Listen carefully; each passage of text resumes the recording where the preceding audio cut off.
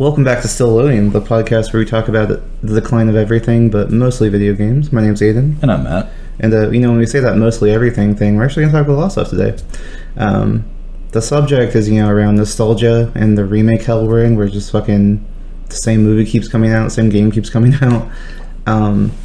But this is one of those topics where it just doesn't feel right to focus on just gaming, because when you think about remake culture, movies are affected, TV shows are affected, even music's affected. Like, there's tons of different remixes now for music. And while I probably won't talk a lot about music, definitely film and video games are going to be a hot topic today. And full disclosure too, I am well aware how I'm going to sound during this episode, because this is a complicated subject, because again, there's so many sources to draw from. But the other thing is that, unlike everything else we've talked about so far, I don't really have a clear yes or no answer to like what I think is good or bad about this. There's just a lot of stuff to consider. And so I know in one breath I may like disparage something and then praise it in the other. It's a different situation to me, but it is going to sound, I'm going to go back and forth on it. So just be, ready for that. Oh yeah, totally. And then I don't want to speak for both of us, but one thing I want to say too is that I know, like, on this podcast we've talked a lot about things from a nostalgic place, essentially, good memories from being younger, or like just gaming with your friends and stuff like that. And nostalgia does come from a good place. It's a good memory. I'm not someone who's really ruled by nostalgia very much. Like, when I make a decision about something, I don't let that affect my judgment. Nostalgia for me is in the past. It was a great experience, but my opinions about gaming I don't want things to be like they were when I was like 15. That's not what I've been saying all this time. I just want the same level of quality.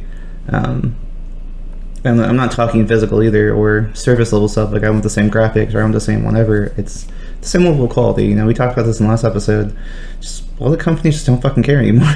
Yeah, like, no. That passion is not there. It's just a lot of games feel soulless. A lot of things just feel like a cash grab. And yeah, so do you have any disclosures before we start? Oh no, pretty much similar thing. I do have a lot of conflict with this subject, because I feel nostalgia and remake can be done and has been done very well in a few facets, but at the same time there are a few things that literally feel like a cash grab, or like people are just going to pay for this, so why would I not do that? And I think with those things comes stagnation, and that's not what I want to see. I want to see, we talked about this in podcast 1, I want to see things continue to develop and hit their natural processes. I feel like when you go and start cashing in on nostalgia, you really lose your ability to move forward. You stick yourself in one spot, and I don't think that's a place anybody wants to be. I think we want to keep seeing new ideas and new cool things. I think we probably subconsciously, a lot of people do, but I think that a big part of it is, I kind of view nostalgia as a dirty word, if I'm being honest. Like, obviously there's nothing wrong with being nostalgic, but there's just a lot of different perspectives, a lot of opinions you see. Like, you can tell like someone's very rooted in an experience they had, and like they feel like if you're saying that like something is better than like that game or movie or whatever they really like, that you're saying that like that experience is worse than this, and like they take it personally, essentially. I think that's where a lot of this comes from. Is there's also an inability to move on sometimes. I've known people in the past who don't try something new because they're like, well, I've already played a game like that when I was younger, so this will never hold up. And it's like, that's a really shitty like viewpoint to have, because a lot of games that come out, I think I'm being optimistic when I say this, because I don't 100% believe this, but like a lot of games that come out, like, they do have good ideas, they do have good concepts. You can tell that it started with a genuinely good idea, but when you add corporation on top of that, and like deadlines and all this other shit, and like cash grab items, that's when the product that comes out just fucking sucks. Yeah. But you can see some games that come out and it's like, that was actually a really interesting idea. Had you spent more time ironing out the details and making this actually good, I think it would have been a really good game. But unfortunately, corporate America. So yeah, I mean, people gotta make their money. People are a lot. I feel like corporations, and unfortunately video games are exactly that, giant corporations. I feel like they're not as hungry as they used to be, because I mean, back in like, I'm gonna go as far back as like regular Nintendo era, they were still trying to carve that niche. Like, Yeah. there was no real community for that yet. But now, since things are so established and they found that they can make money off of it, you don't have to be as hungry. People are still going to buy the product, especially if you attach a really pleasant memory to it. Yes. Which is such a double-edged sword, I think, because with movies, for example, it really... I ask myself this a lot in my day-to-day life. Whenever a remake is announced, or details of a movie remake that comes out, or whatever comes out, I constantly ask myself, like, well, who is this for? Mm-hmm. Because, you know, if you're making movies, you have to know who your clientele are. You have to know who you're trying to appeal to in this process, right? Mm. And you have to know, especially with remakes, your wide audience are the people who loved that shit when they were younger. And if you fuck up their favorite movie, it's not going to go over well. Oh, no. You can look at Disney, and I would say the probably 3 to 4 biggest remakes that have come out in this live-action remake culture we're in right now was, I think it was Beauty and the Beast. No, it was either Beauty and the Beast or Lion King first. I can't remember. Beauty and the Beast came first. But Beauty and the Beast, Lion King, Aladdin, and Mulan. Those are like the big ones that have come out in this like thing. And you can tell where they wanted to be brave and where they didn't want to be brave, because if you watch The Lion King, it's basically shot for shot the same fucking movie. Yeah. They did not want to go out of the lines on that one at all. No, and that makes sense, because I believe The Lion King to be the most beloved Disney movie from the 90s. Mm-hmm. If not most beloved ever. Yeah. I do think it was a very cool decision to go with a full African cast. Yeah. With the exception of a couple characters. Considering the first, the 93 version was very white dominated. Yeah. And if you're going to tell an African fable, why not use African cast? I thought that was brilliant. Casting was good. It looked great. I thoroughly enjoyed it. All the movies that you've named, with the exception of Mulan, which I haven't seen. The other ones that I saw, I really enjoyed. I think that Disney got cocky. I think that they started off really strong, and then got cocky, because same deal. I mean, whether I can't remember, I think you said Beauty and the Beast came out first. Yes, I believe that was the first one. That basically as well is almost a shot for shot of the original. Like they changed some things, like very minimal things. It's got the funniest fucking scene I've ever seen in a movie in it. But basically same movie. Yeah. And Lion King, basically same movie. Mm. And then Aladdin comes out, and they changed a lot of stuff. Mm-hmm. And I think they got cocky. I think they're just like, well, we're going to do this instead. And, you know, this is going to be a different version of that story and blah, blah, blah. And I think that overall, I mean, I don't want to go into the topic fully, but I think overall, like Aladdin and like Mulan, they overcomplicated it. I think that they were trying to flush out some of the characters in those movies and make them have more depth, make them have more appeal, make them have like a new side to them. And, you know, let's be honest, probably like adhere to like 2020, 2021 standards of like what is considered these days. But I think when the character is really well defined already, like you're kind of just fishing in like really, really deep water, like trying to find something. It's just not going to be there. I don't think a lot of these characters need to be fleshed out. And I agree. I think you end up losing. I think that with Aladdin especially, it lost a lot of its wonderment from the first iteration of it. I'd agree with that. It was truly like a mystical, like amazing, like thrill ride the entire time. It was great. But then you have like a lot of scenes in the live action where it's like, why the fuck was that a scene in the first place? Or why is this character doing this or doing that? Like, it doesn't make any sense. Or that kind of thing. And then they went even further with that with Mulan, where it was already kind of like a magical movie, because, you know, you had Mushu and you had like the ancestors and stuff like that. But beyond that, you didn't really have a lot of magic in it. No. With the live action, they went super mystical, super magical. Like, they added a lot of like different lore points and a lot of different things. And again, they're trying to fish for like in very deep waters. Like, they wanted to give the story of Mulan more depth than it needed, because it's already a well-told story. It's already well-defined. It's already a good story. There's a reason why people loved it. Yeah, I loved it. And so I think that, you know, whether it's coming from a nostalgic point or not, I don't know per se. I mean, I wasn't super in love with Mulan. I'd say I probably had more love for Aladdin as a kid than like Mulan. I'd agree with that. But to me, they're non-comparable. If I look at both of those movies, they're not, you can't compare them. They are two different movies. You can't tell me otherwise, in terms of the concept. Fair assessment. And the thing is that I think that I would have enjoyed, maybe not Mulan, because that was a weird fucking movie, but the new version of Aladdin, I think I would have enjoyed that movie had it not been called Aladdin. Had they come out with an original story, a new twist on the Prince of Thieves saga, you know, whatever it is, but it wasn't Aladdin, it was something else entirely. It would have given them more room to be more creative with their characters, establish their own lore points, establish their own story beats, and it would have been a way better movie. But it's just a poor imitation of Aladdin, and I just don't understand, if you're going to make a remake, why would you do that? Yeah, that's a very fair point.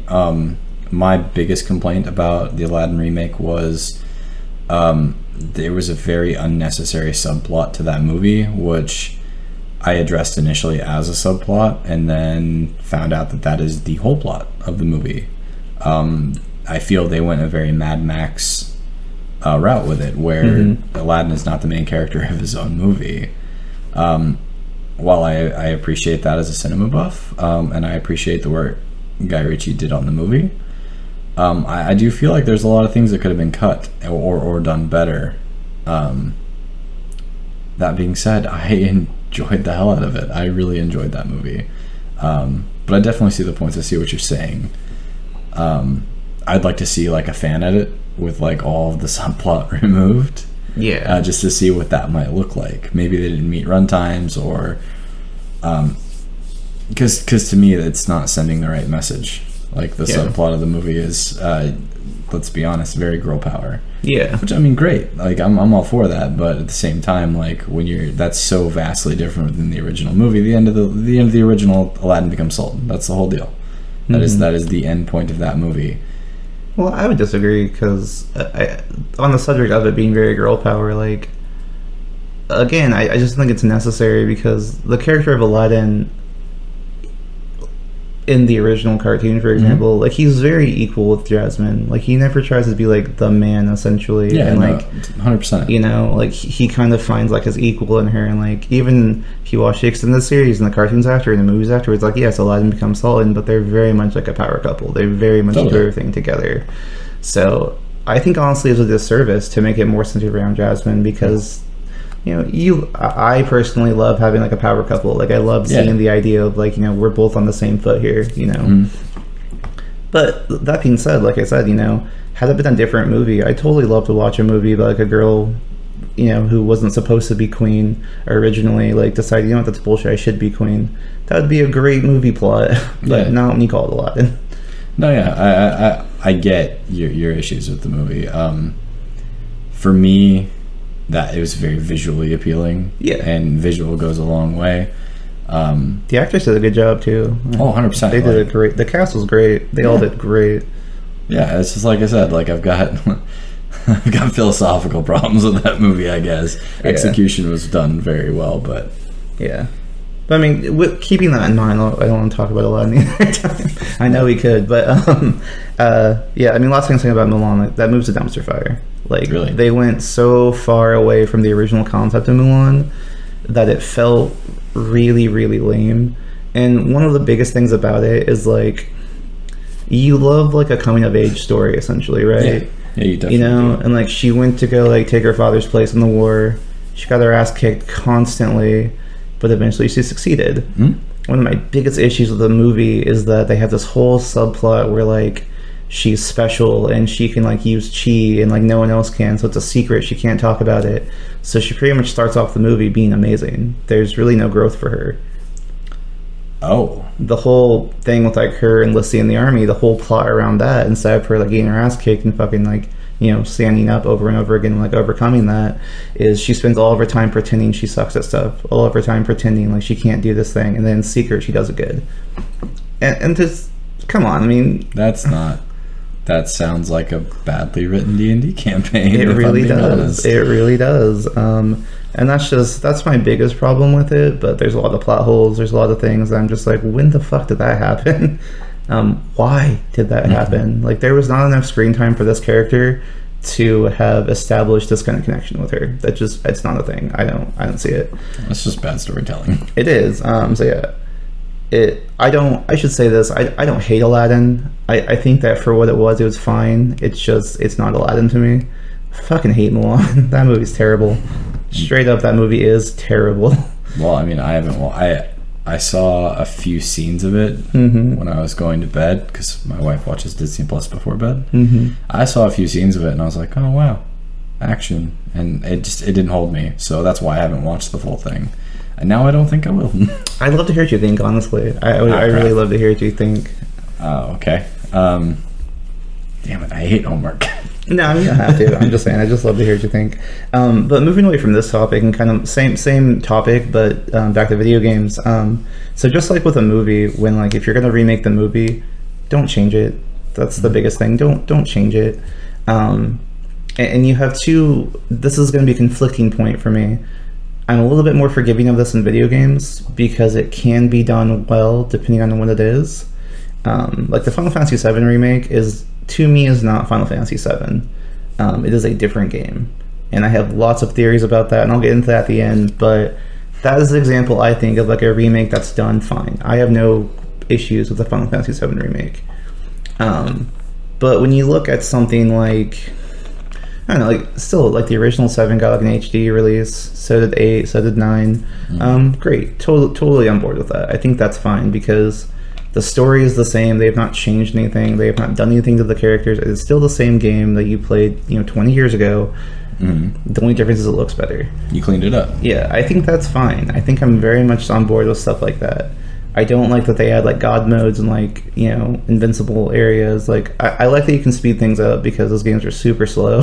You don't really know that back then, but like when you got older, like you play the same game, like that takes fucking forever for something to happen. Yeah. It's nice to have that option to speed it up. And I say all this just to say that remakes can be done correctly. Just don't fucking change it. Don't change it. Not every remake that comes out. If they had tried to do the same thing with 7, with 8, for example, they're like, oh, they're doing this Final Fantasy 7 or Final Fantasy 8 remake. I don't think it would have been as successful, and I don't think it needs to be done. It's a good game as is. Yeah, exactly. Like I feel like we had talked about this previously, but I feel like when you're trying to remake things all the time, you're really robbing people from seeing what the original product was and why people loved that thing the way they loved it. I think it's a two-edged sword in the fact that younger gamers are getting to experience something that we held near and dear. Like 7 is a beloved game. Like you can't take universe. Yeah, like the whole franchise of 7 alone, people love that, and for good reason. I don't think there's been a spin-off game I did not enjoy from that timeline. Oh, there's ones that frustrated me really bad, like Dirge of Cerberus. Game was irritating, but I loved it. Like, so I think if like you're constantly remaking these things, like they don't get to experience what it was, or it has to be made digestible for what content they're used to consuming. Yeah. Which again, I can't tell you if that's good or bad, because if you've only been fed one kind of thing your entire life and you try to get something vastly different, most people aren't going to like that. I'm experiencing that now, but on the inverse.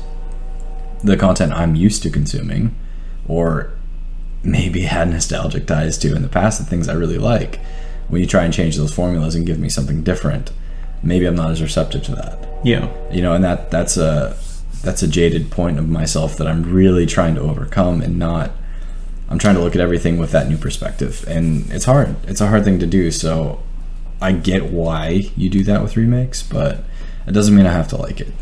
I think there's a really fine line, and I think so. Nostalgia is thrown around too much. That word is thrown around too much, I think. It's a hot button. It is a hot button. I think there's a really fine line between being purely nostalgic for something and refusing to change your viewpoint because of that nostalgia, or just having the opinion of like, well, this thing from like 10 years ago is better than what we got now. It just is better.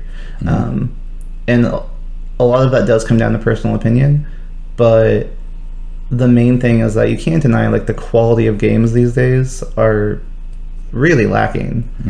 And that's why if you ask me like, well, do you think that like this game from like the 90s is better than this game from like, last year, I'll be like, yeah, absolutely, probably, because that game actually, like, there's some passion in it, there's genuine care put into that game. This is like another remake or another fucking version of a game that already exists. Like, this is just like a copy and paste situation. And that's the difference for me. That is the difference for me, is that I think that games used to be better and they're not so great now. I think an example of nostalgia that's really, really strong, and this is a dumb thing, because this is something I can't let go pretty much, but Diablo 2. I can't let this go because it annoys me so much. Oh, yes. And this is a petty point. I fully recognize I'm being petty. But when people try and tell me that like Diablo 2 is genuinely 100% better than Diablo 3, I just have to ask why. And I just look at it, I'm like, how can you actually say that? Like, when you look at what you get with both games, both tell a great story. But like, Diablo 2 is really boring to play. It's very repetitive. You just click the same thing over and over again. You have like 9 pages of skills you have to look through to like make your character, allocate all your skill points correctly, all kinds of stuff. And ultimately, like, you don't really achieve much when you play that game. One of my friends put it perfectly. Diablo 2 is a great game for you if you want to spend 15 years accomplishing nothing. Yeah. And like, that's what it is, and maybe it's just like me getting older and wanting that instant gratification, but Diablo 3 is fun as soon as you play it. You have limited ability, sure, but it's fun as soon as you start playing. It's like a very good, just like, let's fucking do this, and even surface levels, like Diablo 3 has much more depth in terms of like its graphics, its storytelling ability, its pacing. Like, they really did do better in Diablo 3 than 2. And the fact that people will argue with me and like call me out and like be like genuinely like really pissy about it and be like, no, Diablo 2 is so much better. They ruined my favorite game when they made 3. I'm just like, what the fuck is your problem? What are you talking about? Like, obviously, if you've been listening for a while, you know our opinions on DLCs, but I think the Malthael DLC for Diablo 3 was awesome. I don't think it was worth $30, but yeah, it was good. Dude, I gotta disagree. I thought the entire expansion of a new act, was totally worth the money. I think the Legacy Edition that came out after that, when you got the Necromancer, maybe not worth the money. Yeah. But I don't know. I thoroughly enjoyed. I mean, he's just a badass character. I gotta think. Malthael's great. Yeah.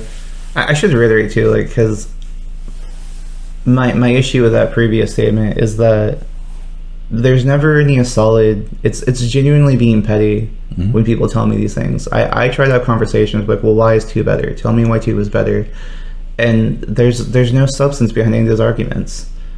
And it's you can tell it's purely because people just love Diablo 2, and that's fine. You can love whatever you want, but that's the dark side of nostalgia for me.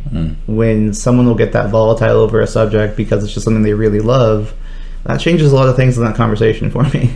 And that's why I can't let this particular game go. It's like, I've had so many negative interactions about Diablo 2 specifically, and I'm just like, dude, what the fuck? I believe that's where your last sect of militant Blizzard fans live. Yeah. Is in Diablo 2. I have my own issues with Diablo 3, but they're purely cosmetic. It's the same issue I had with believe me when I tell you that I was so pumped to play Starcraft 2. Yeah. I got that game when it came out, like not like day of, or probably not even week of, but I got it when it was still new, and installed it onto my computer and went to play it and was pissed. Like, not at the story that they were telling, because the story's great. Not at anything like that. I was mad because Blizzard was going through this thing where all of their HD things, what made StarCraft 1 so great is it was edgy, it was brutal, it was bloody as hell. It was a great game. I really enjoyed it. But StarCraft 2, everything was round and perfect. And I feel like I just lost that grittiness. Yeah. And it made it less fun to me. Like, it took away that thing. And again, this is a big nostalgia strike point, because I was like, well, this isn't StarCraft 1. And then my cousin kind of checked me and put me in my place, and he goes, that's not what you're playing. You're playing StarCraft 2. And I was like, okay. Yeah. Okay. I need to look at this again. And so a few years ago, I revisited it, and I was like, you know what? Yeah, that's okay. You know what? You're right. It's not StarCraft 1. If I wanted to play the original, I would just play that. I think there's some credit to your argument, though, because I take it personally if a sequel sucks. Mm-hmm. And again, I'm not being nostalgic for the first game. It's like if the second one comes out and genuinely sucks, I'm like, this is a departure from what you did in the first game. Mm-hmm. Like, you can give me a different story, different whatever, but like, bare minimum, I deserve the original concept, like the original level of enjoyment. If you completely... It's kind of like what they did with Parasite Eve. You know that game at all? I watched a friend play it on an emulator. So I love Parasite Eve. I think it's a great story, and I've read the book too. It's very interesting. I've never seen any of the weird like Japanese movies, but I kind of want to just because I really like the concept. But the first one was like an RPG basically, and that was a collaboration between Square Enix and Capcom.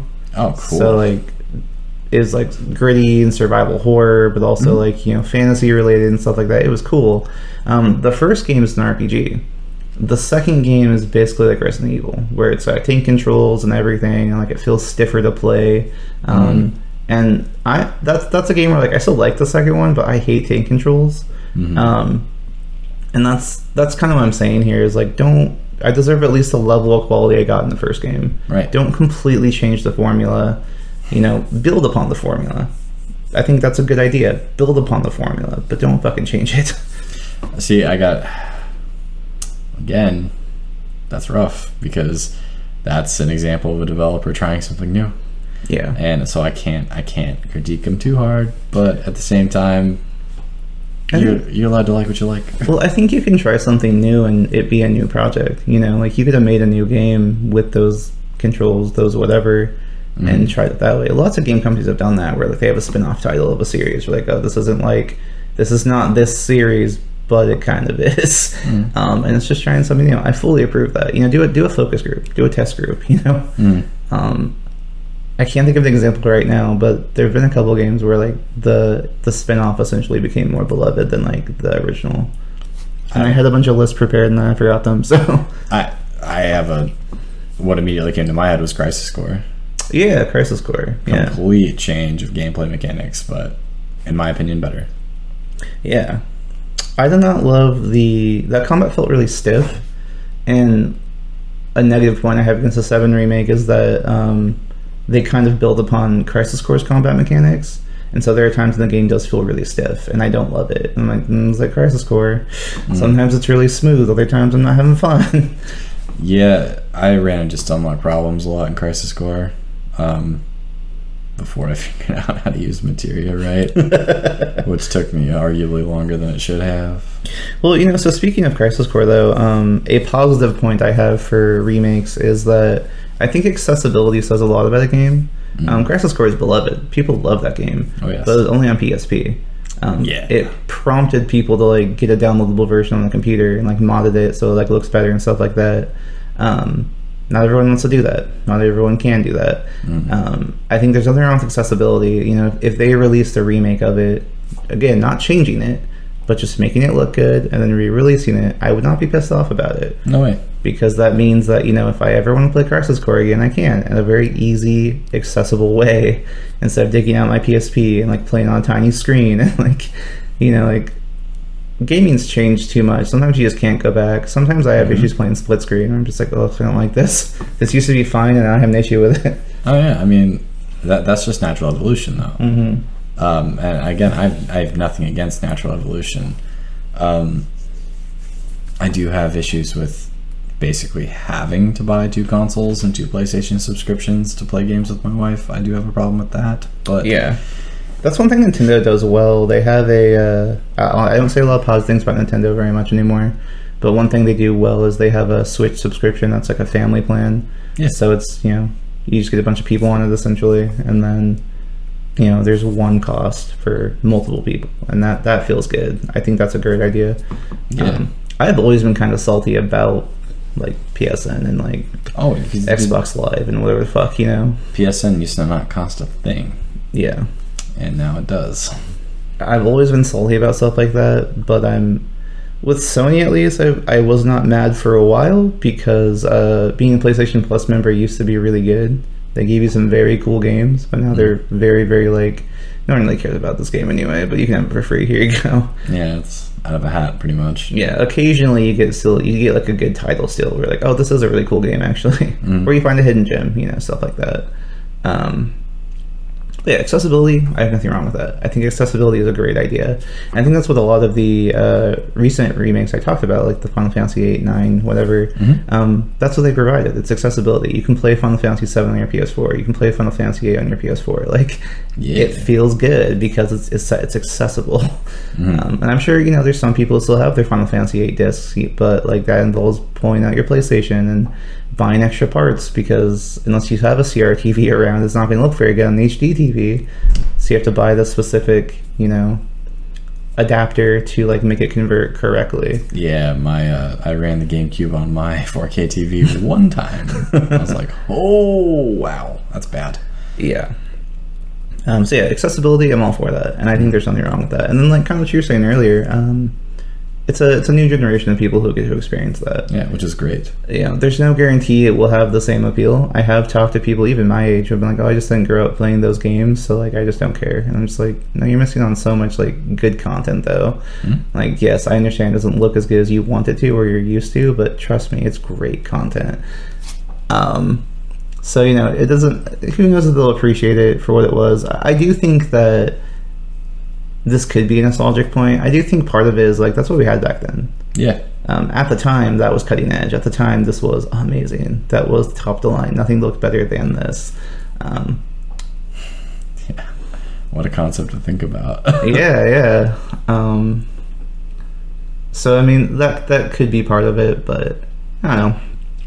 I just think it's a bad thing.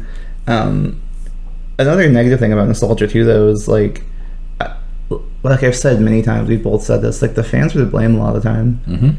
And I know there's lots of people who, you know, instead of, and you can see it again with Diablo 2, not Diablo 2 specifically, but when they started production and started releasing like gameplay footage of Diablo 4, it's very influenced by 2. Like, it's super influenced by 2's design, 2's looks, 2's everything. And that's definitely a fan point. Like, oh, well, maybe if it's more like 2, people will like it more, right? Essentially. And like that locks developers in a bad place when, like, you know, maybe they do want to try something new or like expand on the formula, but they know if you give them anything slightly different, they're not going to be happy about it. Yeah, no. You know, and you know, like all these things, the fans are to blame as much as the developers are. Blizzard is the way it is because of its fan base. Oh God, yeah. And because, you know, apparently the people who work at Blizzard suck, but or at least the people who run Blizzard, but a large portion what the game became, what a lot of their titles became, it's because of the fans. And there's just, it is what it is, you know? Yeah, I will say that it's very hard for me to find people that who actually played both games who have anything negative to say about StarCraft and what it's all about. I almost wish that wasn't the first RTS game I played, because that set the bar really, really high. My first RTS, I don't know if it would be considered that, but it would be Goblin Commander. Yeah, that's an RTS game. Yeah, I still have that game. Oh, you know, actually, no, I played whatever Warcraft was on PlayStation. No idea. I didn't. I played Warcraft 2 a lot, and then I didn't play another one until after I had played StarCraft. But Warcraft was cool.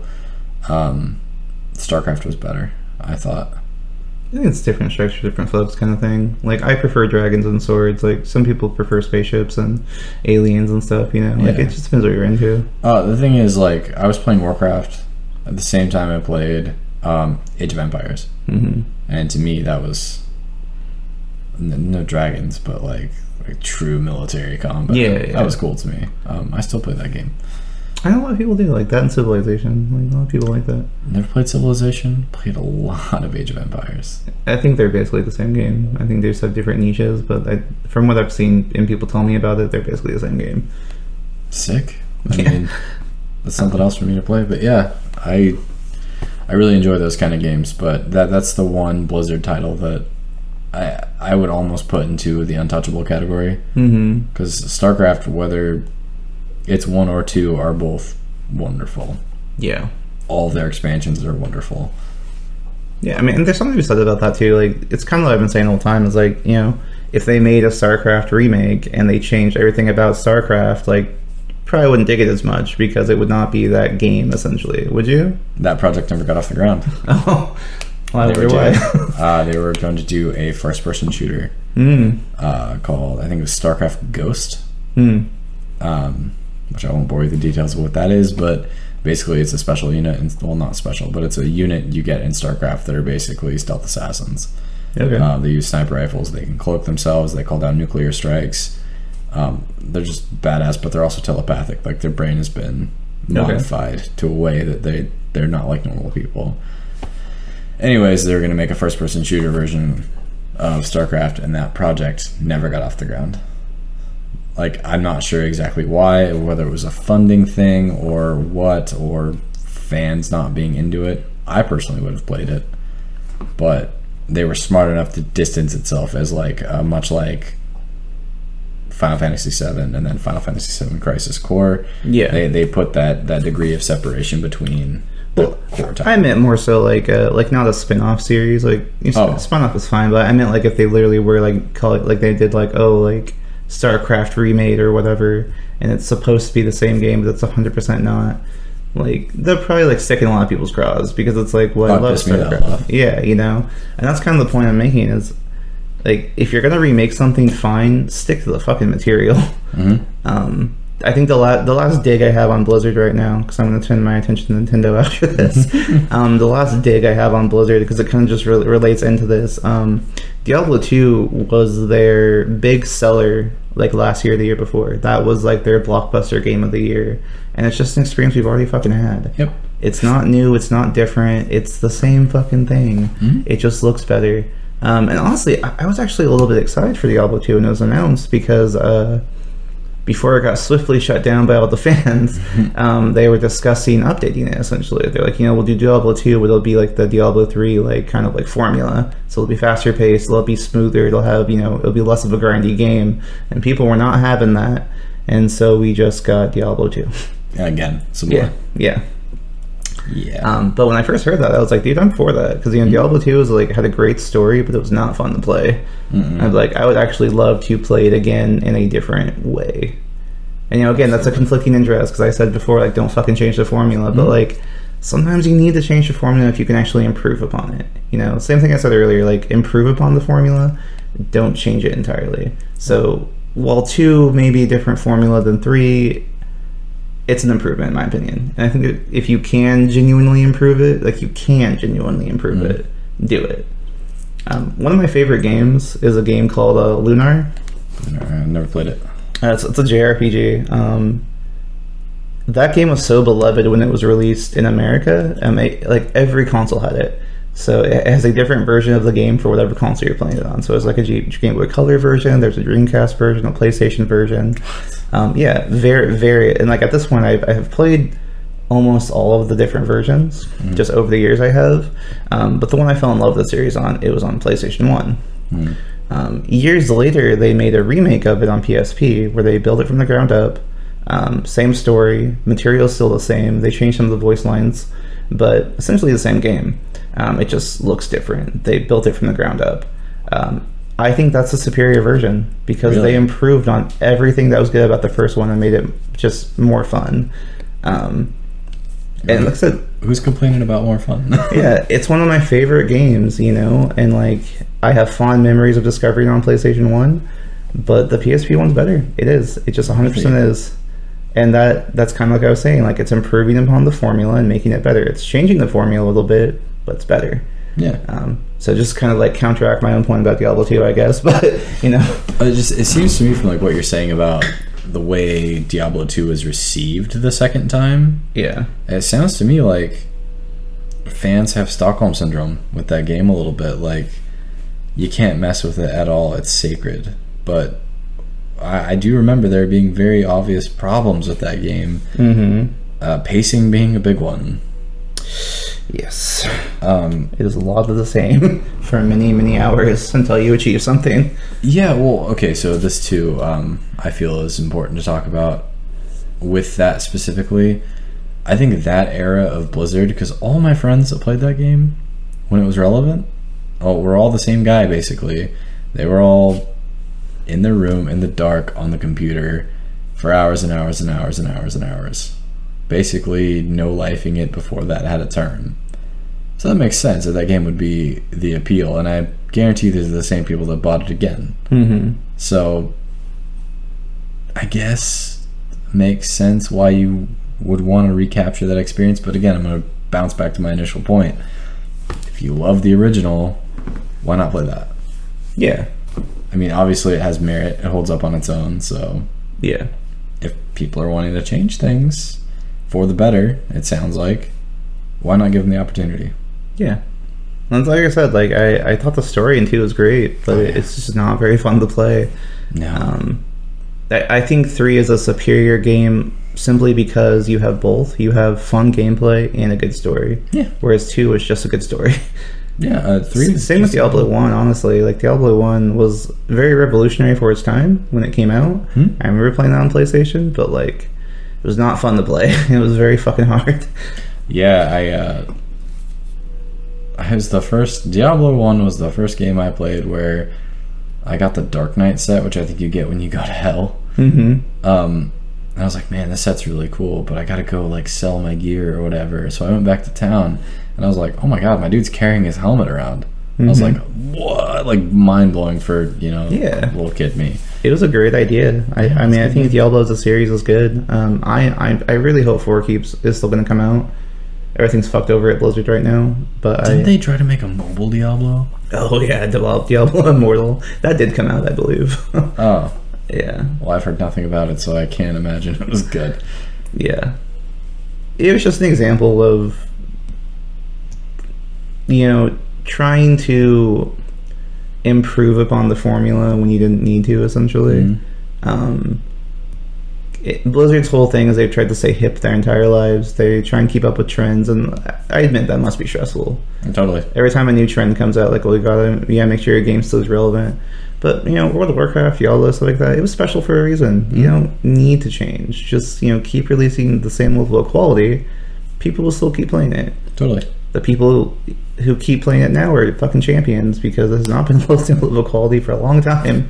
I think that in itself is nostalgic. I think a lot of people have the memories of when WoW was good wrapped up in their head, and so it's like, well, I can't stop playing this game. I've played it for like 10 years. Stockholm Syndrome. Yeah. What if it gets good again? Yeah. Yeah. Every time, I mean, I was part of that, man. When Shadowlands was initially released, when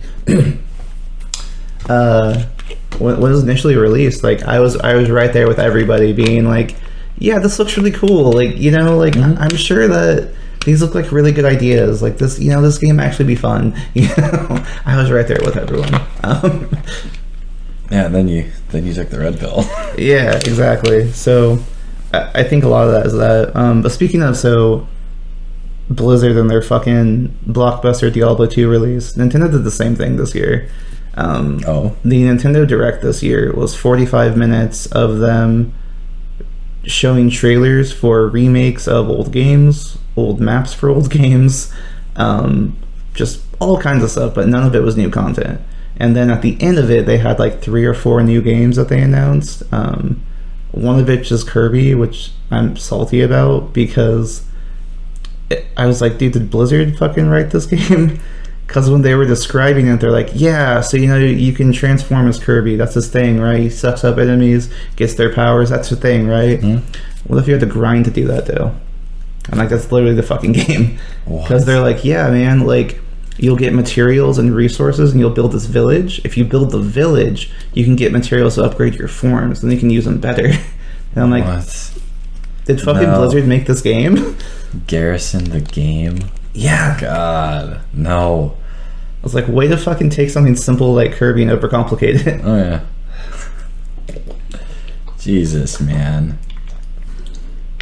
That's not fun. Now, they did also release a trailer for Xenoblade Chronicles 3, which I'm very excited about, but that's probably the only thing I'm excited about. That hurts my heart, man. They did announce the Chronicles remake, which I think is cool, but I mean, I love that game, and I think it's accessibility, like I said. Like, it'll be fun to play it on the Switch, but they added invincible modes. You can skip combat, you can turn off combat, you can do auto combat now. And like, that's what I was waiting for. No, Yeah. screw that, man. yeah, that's my downside for it, where I'm like, all right. What's the point? Yeah, it just won't be the same experience, and yeah. But I mean, it'll be nice to see it get that remake treatment, you know. Cool. A fresh coat of paint's nice, but Maybe it'll get more people into playing it. yeah, maybe people will stop thinking that Chrono Trigger is the best game of all time. Oh yeah. You know,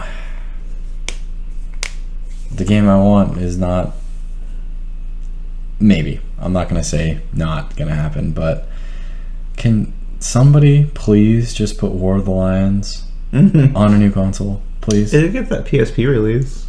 That was the War of the Lions edition. That was its remake, essentially. Yeah, I mean, I really don't want to take out my PSP to play that game again. Accessibility, right? Yeah, totally. Just a port even would be nice. Get a port on PlayStation. That'd be great. I might just emulate it on my phone. I'm almost there. Like, You could, yeah. it's just so good, and I revisit that game every couple of years. I do dig out the PSP and blow the dust off to play that game in Crisis Core again, but it holds up. Yeah. It deserves a remake. It's a good game. HD it. I don't know. Yeah. Give me a new Final Fantasy Tactics. Yeah. Speaking of Final Fantasy, so I said earlier that like I'm not mad about the 7 remake. I do not think that game is a true remake. Oh. My conspiracy theory is that that's actually a sneaky sequel. All right. Okay. Yeah. I know we talked about this a little bit. I'll go through it real quick. For one thing, it's far and far away from the original 7 experience. It is not the same game. And it kind of bums me out when people are like, oh yeah, I played Final Fantasy 7 for the first time. Like, oh cool, what'd you think? Like, oh well, you know, I like the remake. And I was like, that's not, you didn't play Final Fantasy 7 for the first time. You're playing something totally different. So different experience entirely. And it's got a modern twist on it, which I had mixed feelings when I played that game, because I was really psyched for it and I liked playing it, but I was also bummed out playing it the entire time. And I was like, why do I feel this way? Like, what is this weird confliction in my heart right now? And I had to separate those feelings, and I realized that as a Final Fantasy VII fan, I like this. As a gamer, I don't like this. Because, you know, it's got fetch quests and just like a lot of filler content, essentially. But the game looks amazing, and I'm sure that's why it has filler content like that. Yeah, come stare at it for a little longer. Yeah. But the whole thing with that game is that there's these flashbacks and like cinematic scenes from the first game, like the original first game, but you haven't done that yet in the game, obviously. And then Sephiroth is a much bigger part in that game as well. So there's this whole thing called like a code, like the Final Fantasy VII like codex. And I think it was only released in Japanese, but I've like watched videos about it being translated, and I read the translation scripts on it and everything.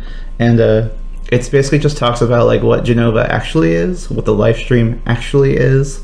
Sephiroth doesn't die at the end of the game. Like, he just goes into the live stream, and like he's alive in the live stream for a very long time. And basically in the live stream he finds clarity, and he realizes that like he was tricked, essentially. What Jenova actually does is Jenova rewrites your personality. She rewrites you as a person. She is a parasite. That makes total sense. And that is why Cloud had the reaction he did, where like his personality is rewritten with like Zack's memories, because that was the Jenova cells reacting to Zack.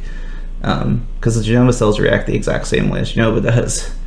So that's why that happened. But the way Sephiroth talks in this game, like, it sounds like he has an ulterior motive, like super plan, and like fate's a really big topic in that game. So I think it's a sneaky sequel. I think that Sephiroth knows he was fucked over in the first game and was like, you know what, I'm doing things my way now. Fuck Jenova. That would be epic. Sephiroth at full potential is terrifying. Yeah, dude. Like, I really think that's what it is. I think it's a sneaky sequel, and I'm on board with that. That's everything that we talk about on here. That's a new perspective. That's not a fucking shitty remake. No. Like, it's a good direction. I'm for it, man. I'm all for it. I am also for this. I haven't played it yet. I was scared to play it, but it sounds like got a pretty shining review from you. So you just have to look at it a different perspective. You know, like I was like I said, the conflict was there because I was looking at it as like, this is a Final Fantasy VII remake, and I was like, okay, so this is a remake of the game I liked all those years ago. Wow, this is not holding up. Oh damn! But when I started thinking about this and this theory started brewing, I was like, this is a new game. This is not a remake. This is a new game. This is good for a new game. Do you get to see HD Cloud in a dress? Yes. Oh, hell yeah. That seems really fucking weird now, but yeah. Oh, yeah, of course. To kind of like go away from video games, I'm going to shift the attention back to movies. Oh, yes. Stop remaking movies. That's just stop. Continue remaking movies. No. Yes, I would have been right there with you up until a few months ago. Yeah. So the 1980, I think it's 1984, 86. It's gonna bother me that I don't remember which. Dune got its first movie. Oh yeah, Dune. Okay. Which they took the source material and assumed their audience wouldn't understand certain concepts about that movie, core concepts of that movie, what it is to use the weirding way, basically. So they made it something that everyone could understand. It's like, oh, it's not a mystical power because this is a sci-fi movie. It's actually this piece of technology that we use that helps us do that. Is that canon to the original like story though, or no? They did that to make it digestible, like I said. Okay. So everyone could understand what was happening. The new Dune movie is that was my favorite book for a very long time. Is so good. It's beautiful. The score is amazing. The casting choices were perfect. It's just a great movie. And like at this point, watching that, as much as I love Kyle MacLachlan's performance in the original Dune, that the dude they got to play Paul, that is Paul Atreides. Like in my mind now, like forever. Like the costuming was great. Everything was perfect. So yeah, up until I saw that, I've been like, yeah, no, stop remaking movies. So yeah, we might agree on the same point though, because I was gonna say my next point is if you can't tell with all of this, while I have mixed feelings, I'm basically like 9 out of 10 stop remaking shit. But here's the exceptions to that. So when I say stop remaking movies, I should have the caveat unless you do it like this. You know, we were all kids once. I really loved Mighty Morphin Power Rangers growing up. Yeah. Who fucking didn't, you know? Everybody, yeah. I was 5 once. So that movie that came out a couple of years ago, it's fucking amazing. Hell yeah. And it is a new take on a lot of, well, the material, essentially. Like, it's obviously updated for today's time. Lots of CGI, lots of shiny stuff, you know? Yeah. But the thing is that they kept very, very close to the original subject material. Which is good. Yeah, in terms of characters, in terms of concept, in terms of everything, it's very close to the original. That's good. If you can do stuff like that, but improve upon it, you know, like it's basically the equivalent of like something you love but shiny new coat of paint, essentially. Oh, good. Like that's what I think is in film form. That's what it is. It's just a shiny coat of paint. And I think that's what the Lion King remake is. It's the same thing you love, shiny new coat of paint. That's a winning model. I am okay with that. As long as you can change it enough that it's not the same digestible fucking thing again. Which is a lot of my issue with superhero movies that constantly keep being fucking remade. You know, like whatever your opinions are about Batman, for example, like my personal favorite Batman, I would say, is like definitely the Heath Ledger Joker. So Christopher Nolan's Batman. Yes, Christopher Nolan's Batman I thought was really, really good. That's fine if you were like, oh yeah, this is better than like the Batman from the 90s or whatever. It's like, sure, you can say that, but like they're two different movies. One of them was done by Tim Burton. One of them was done by Christopher Nolan. Like, they are different movies on purpose. Yeah. And so it just feels like you can't really compare it like that. I feel like it's time to tell a new story, essentially, which is the only saving grace to a lot of superhero movies, is that with Batman, for example, it's at least a new story for the most part. Yeah. But at the same time, stop remaking Batman. Just do a different hero, or do like a new, you know, they had the animated series, they had like Batman Beyond. Remember Tobey McGinnis?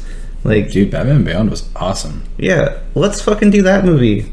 I'd love to see it. We've told the Batman story a million fucking times now. Let's talk about that story. Time to move on. Give me a Nightwing movie. Oh, fuck yeah, Nightwing. Dude, I was so disappointed because you saw The Dark Knight Rises, right? Is that the newest one? Dark Knight Rises was the last of the Nolan trilogy. Oh, yeah, I've seen all three of them then. All right, yeah. So they totally set it up for Joseph Gordon-Levitt to take the mantle of Robin, right? That was the end of that movie.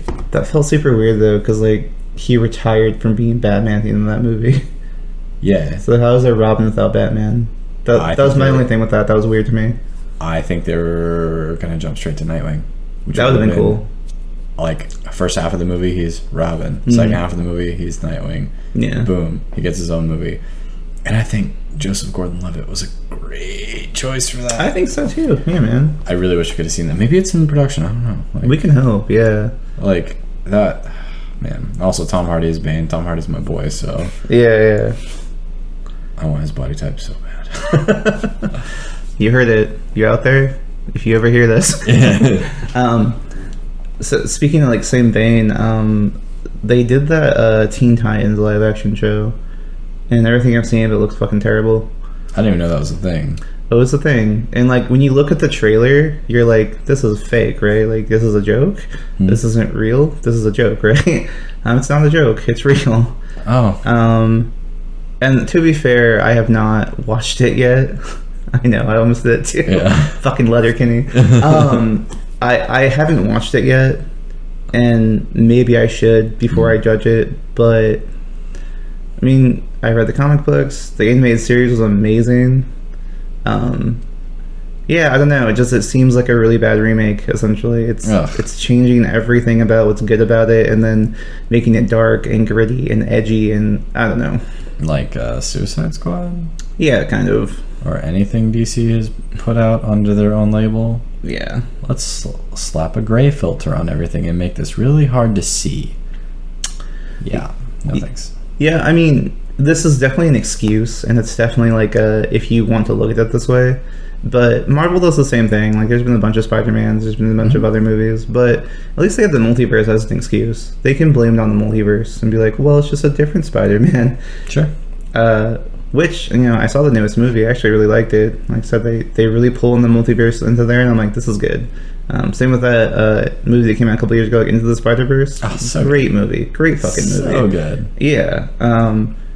So, you know, I don't know if I would classify them as remakes because they do lend themselves to a multiverse theory. Mm-hmm. They are different movies, technically. They are different scenarios. I really liked in the Tom Holland Spider-Mans, they brought in bad guys that you don't see give a lot of credit. You know, the big ones are like Doc Ock, Green Goblin, you know, those are big ones. Venom is a huge one. But, you know, Vulture was in the Tom Holland one, Mysterio was in the Tom Holland one. Like, those are like some bad guys who don't get a lot of love. So, yeah. It was cool. I'd love to see Vulture get some limelight. And his actor was great. I can't think of his name right now. Michael Keaton? Michael Keaton, yeah. There it is, yeah. He also played Beetlejuice. So good. Really? I didn't know it was Beetlejuice. Yeah. Wow. I hadn't watched that movie in a long time, though. Oh, it's, I got something to say about that, too. Beetlejuice is my favorite Tim Burton film. Oh, really? And I believe that dude has been on a downward slide since Sweeney Todd. Tim Burton? Yes. I didn't like his Alice in Wonderland movies. I did not like it's the other one he did recently that just dog shit. Talking about remakes that are coming out. This really hurts my heart because the guy that was cast to play Paul Atreides is being cast in this movie. So you know how Tim Burton did the whole Charlie and the Chocolate Factory? Oh, yeah. Yeah, well, the dude that's playing Paul Atreides, which I cannot remember his name, is being put in yet another iteration of that series. Another Charlie and the Chocolate There's going to be another one. I don't know what else they have to tell. I think it's going to be like a Willy Wonka origin story. Oh, Jesus. Just something else that really needs to stop in film. Like, oh, yeah. They have that Gotham series, which is like all about the bad guys and Bruce Wayne when they're fucking teenagers, basically. I watched an episode of it, and I hated it. It just, who fucking cares, man? I don't need your origin story. Like, if you're a good enough villain or good enough hero, you'll tell me your origin story without needing a whole 2.5 hours to do so. I don't need to know why you're tortured and broody. I mean, it's the same thing as like Aladdin, like I was saying earlier. Like it's just trying to find depth that doesn't need to be there. Like you're just trying to make it deeper than it has to be. No, yeah, exactly. Screw that, dude. Like, the best piece of writing advice I ever got was, don't tell, always show. Yeah. And I feel like that is being forgotten, and you feel the need to tell me everything. Like, no, show me. Show me something. Tell me a good story, but show me something cool, you know? Did you ever watch the like original like Arthur movies? Not the Aardvark, but oh, you're talking about Hobson. Yeah. Yeah. What was his name? I can't remember the original guy's name. Yeah. But I love those original movies. I thought they were really funny. Mm-hmm. I thought the remake was good. Oh yeah. It was a new perspective, and it was a different. The old ones were very stale with their humor and very kind of like 80s, essentially, like chaotic. This one was a different story, and like it's a good example of a remake where it's like you can tell the same story, but just, you know, put your own spin on it. Give me a new fucking experience. I have a theory about that movie. Russell Brand didn't know he was acting. I think they just followed him around for a while. I mean, no shot at Russell Brand. I think he's brilliant. Oh, I love him. He's great. Yeah, he's lead singer of Infinite Sorrow. You can't hate it. Yeah, I think like bottom line with movies, it's so hard, man. Like it's hard to say this, but it's just I realize those things are conflicting. Like, give me a new experience. Don't fucking change the movie. It's hard to say those things, but it can be done well, I think, is the exception to it. If it is done well, I'm fine with it. I'm not going to be mad. I'm not going to be upset about it. But if you give me what I'm paying for, if you are advertising a shinier version of an old experience, give me that. Don't fucking lie to me. If you're completely honest and you're like, yeah, this is my own version of this, I'll be like, okay, fine, you know. Like, you know, I was an emo kid once. I really liked Death Note. They made that live action movie on Netflix, and the saving grace of that movie to me was that they were completely honest about it. They're like, this is not an adaptation. This is our version of Death Note. This is an Americanized Death Note. We are making our own version of Death Note. Cool. So I watched it as that, and yeah, I gotta say, if you look at it purely as that, it's not terrible. It really isn't. It's pretty okay. Okay, cool. I didn't watch Death Note. I'm really scared to watch the Bleach adaptation.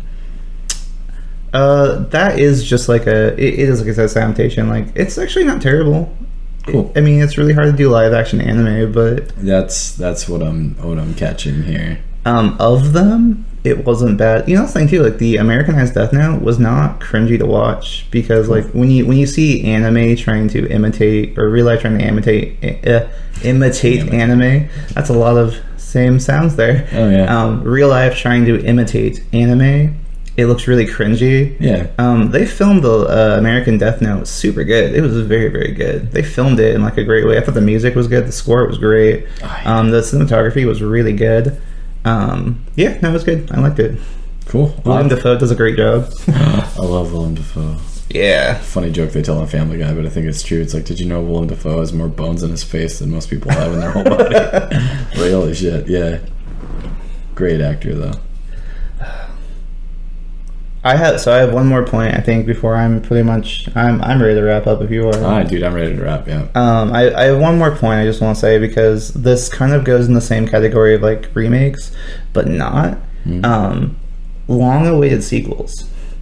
If you know, I'm not as upset with this trend going along right now where like it is a sequel, but it's like fucking obviously 30 years later, 40 years later. I'm not mad about that, because you're not remaking something, you are continuing the story. Yeah. And sometimes it's not terrible. Sometimes it's like not good, but sometimes it's not terrible.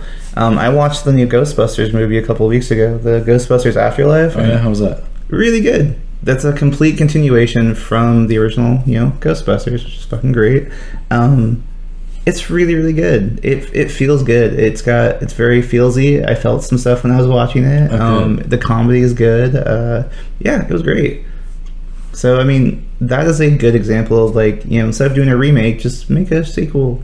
Yeah. Put some effort into the sequel. Then, because the thing is too with sequels, you can change whatever you want. Sometimes Totally. you can be like, well, you know, it's been 20 years, maybe it looks like this now. That's fine. It's okay. You know.